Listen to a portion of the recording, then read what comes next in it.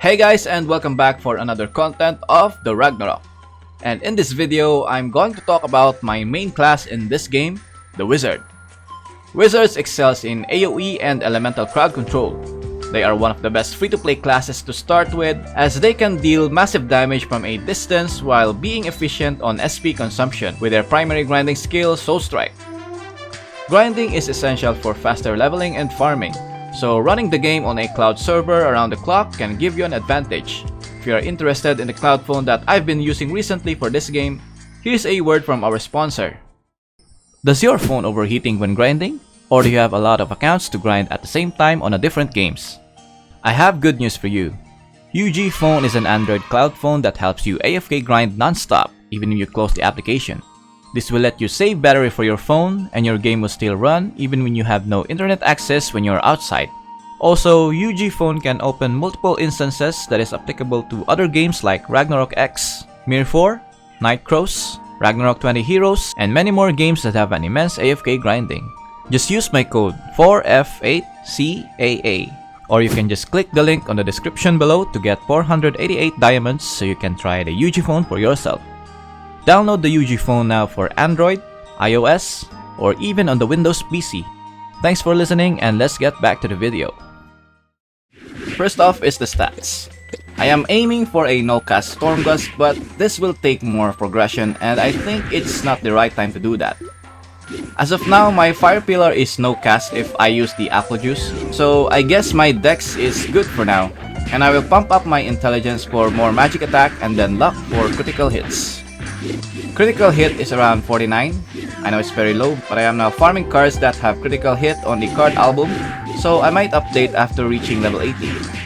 And now I'm saving guild points to buy this stir-fried scorpion tail book so I can cook it. It gives plus 20 critical hit for 15 minutes, which is very nice. Next is the skills. I messed up some of my skill points because I've been experimenting, so I'll just correct it here on my video. On the first job is the Soul Strike, as this will be your main skill for leveling, so max this out. Next is you need to max the Lightning Bolt so you will have a Wind Element spammable skill. Also max the Cold Bolt for Water Element spammable skill. Now, why do I recommend these bolts when they are weak as everyone says? These bolts are weak in early game because they have no flat damage, unlike the Soul Strike that has plus 200 flat damage for every orbs, that is technically plus 1200 bonus flat damage. This is why main skill in each classes are very strong at this point.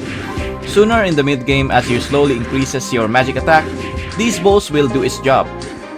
Let's take this Elder Willow for example. Here is the damage of the Soul Strike.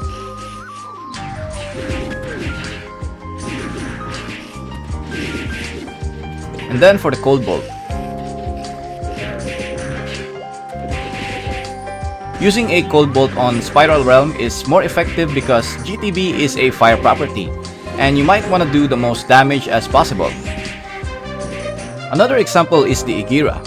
During the encounter quest, you'll often be tasked with defeating Igiras. But using Soul Strike against them isn't ideal since they are ghost property, and Soul Strike is a physical element.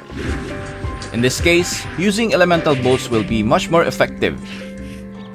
Next on the skill is Get One Sight and Energy Code, and the rest is on the Zen Heart. Now if you are wondering why no Firebolt, because on the second job skill you will max this Fire Pillar, which is a spammable AoE fire element skill, and it has a better magic attack scaling than Firebolt. This is a very good skill in Hunting Park, Daily Dungeon, and Endless Tower with those mobs that you can lure in a small area. Next, make sure to max out the Water Ball. This is one of my favorite skill due to its high damage and short cooldown. There will be some scenarios where you will be using Water Ball and Cold Bolt at the same time. And from here, get the prerequisite skill of the Meteor Storm, and then you need to max out the Meteor Storm to drop 5 meteors. Next is get Stormgust level 1, and the rest is on the Lord of Vermilion. You don't need to max the Stormgust and the Lord of Vermilion to increase their hit count, unlike the Meteor Storm, which heavily relies on skill level for more meteor drop count, so this should be maxed. I prioritize putting more skill points into Lord of Vermilion due to its classic freeze and lightning combo. Storm Gust has a 100% freeze chance at any level and reduces the wind resistance of affected enemies, making a follow-up with a Lord of Vermilion highly effective. This is why I allocated additional points to Lord of Vermilion for more damage. There will be some scenarios that you will use the Quagmire, but for me as a PvE player, I will not get this one. But this is for sure a very good skill for PvP. Next is the gears.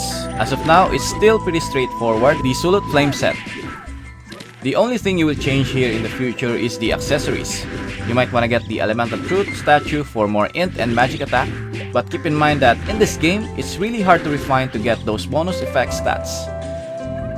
For the gear affixes, on the upper, middle, and lower headgear, try to get the critical hit and critical damage. Fire, wind, and water damage increase is optional. On the armor, offhand, cloak, and shoes, best options are the critical resistance and critical damage reduction. Max HP, P-Def, and M-Def are also a good choice. On the weapon and accessories, the best options are the critical hit, critical damage, and magic attack. Fire, wind, and water damage increase is optional. For the cards, on your headgear, insert at least one cramp card and upgrade it as high as you can, because this will be one of your sources of Zenny, and they are giving this card for free, so use it.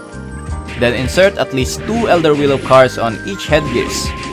To prepare for PvP, get the Maya Purple card to use the invisibility, and Guy Earth for immobilize resistance, like those pesky ankle snares. You also might want to get one Dark Illusion to improve your casting speed, and Pharaoh card for AFK grinding. And the best late game card will be the Kel D card. On the armor, you can insert Baby Desert Wolf and Pouring cards for early progression. You can also try inserting debuff cards like Ribio and Sasquatch for PvP, and situational cards like Pasana, Bathory, Swordfish, Arjo, Sandman, and Dokebi. And in my opinion, the best cards will be the Angeling and the Ghost Ring cards. On the cloak, get at least one Harpy card for the additional Soul Strike damage. Keep in mind that you will be receiving more damage from neutral attacks, so better remove this when doing PvP. Also, it's much preferable if you rank up this card to reduce the neutral damage taken and increase the Soul Strike damage. Then for the remaining cards, insert Baphomet Jr. for the critical hit. For footgear, Merman is solid choice for SP regeneration. However, Moonlight Flower and Amonra card could be the top choice for shoe cards. That said, since they are accessible for VIP 3, it's not worth focusing unless you're a spender.